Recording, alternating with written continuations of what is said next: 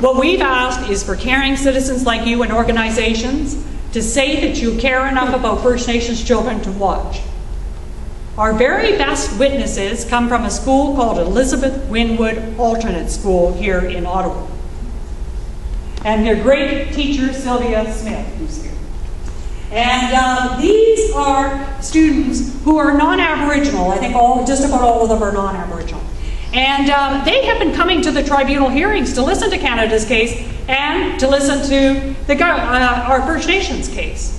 And one of them designed, Shanana, to design those beautiful t-shirts outside that you can see.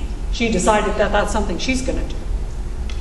Now, these are their reflections about what they saw after the 2 days of hearings. And she says, I want to say that when I started the process of being a witness, I only learned about one side of the story. So these are not naive youth being sucked in. I mean, she appreciated she only heard one side of the story, right? The First Nation side. But after witnessing both days of the tribunal hearings, I realized there is no other side of the story. There is no other side of the story. Now, that is a young person. But what would somebody who's been around as a social worker for about 30 years but had not really heard about this issue, what would they think about it? This is Gillian McCloskey from the Ontario Association of Social Workers. It was the first time that she had really spent a lot of time listening to a First Nations case, and this is what she said. I felt ashamed by the lack of action on the part of the federal government and its focus on legal loopholes at the expense of the human dimension. I came to realize that the dynamics of what transpired in those 2 days is a microcosm of what has been going on in this country for centuries. These are what people who are watching our government are saying about our country. If we can't treat First Nations kids equitably, then we've reached a new moral low as a country. We really have. And we need to demand better, as these witnesses have demanded better. Over 6,000 individuals and organizations have signed up to be a witness, and you will all join them, I'm sure. It takes 2 minutes and it's completely free. And the Canadian Human Rights Tribunal is now the most watched case in Canadian history, legal case. And you can go on to there and you can listen to different recordings. You can read the transcripts of the Indian Affairs officials testifying and me testifying and other witnesses testifying. You can hear reflections from witnesses like this who are there observing. You can do all of them, and you must.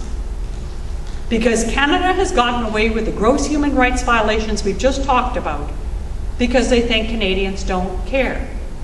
And I can tell you that I firmly believe that the 6,300 plus people who have signed up to the I Am a Witness campaign are going to be holding the government accountable at the voting booth at the next election. Because they're standing on guard for the values of our country that we care about the most.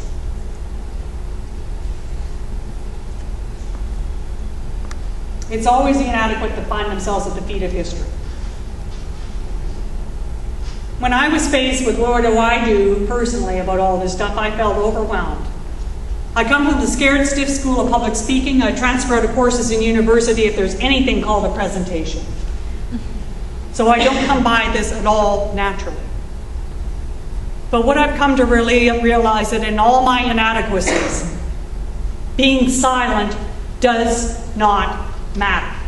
It does not make a difference. I've understood that in all my inadequacies, that caring is not enough. It doesn't matter if you care about First Nations people.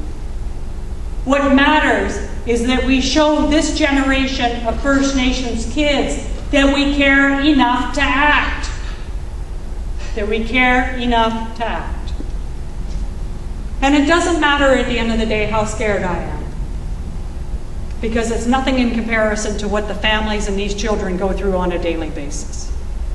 And if people like me and people like you don't have the guts to stand up when it's counted, if these people living in these situations, Shannon's family and Jordan, if they looked out at you Would they see you hiding under your desk? Would they see you being too busy to sign up for Jordan's Principle? Or would they see you standing up to be counted? I say to Prime Minister Harper, although he won't see me, as the regional chief knows, I am barred from Indian Affairs. I'm a security risk at Indian Affairs. And you can see from my stature what a threat I am.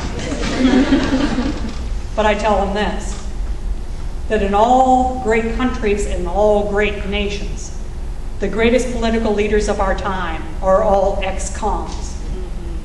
Martin Luther King, Mahatma Gandhi, many of our Aboriginal leaders, my dear friend Tim, who's also been one of the honored ones to civilly disobedient practice, to stand up for what is right. And I've also said to him, the greatest leaders of our time are those who stand up against racial discrimination when many others are silent or too busy to notice. And I don't know what he will do. I don't know what he will do. He seems very busy building fake lakes and G8 things and going to the UN and talking about child and maternal health, and I'm sure those are all very important. Not to mention the design of the signs that we are all so very much in fond of. I don't know how he'll decide. I don't even know what he thinks when he picks his children up from school and how he sees that as being different than the children that I've talked to you about. It is a matter of conscience for him. The only thing that I can do is everything in my power to make him famous for his decision. And you must too. We must make Prime Minister Harper famous.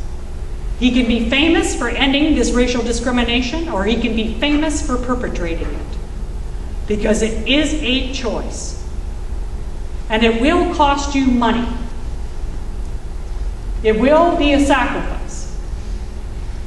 But I, for one, and I think you're going to join me, are willing to sacrifice future fake lakes in Toronto.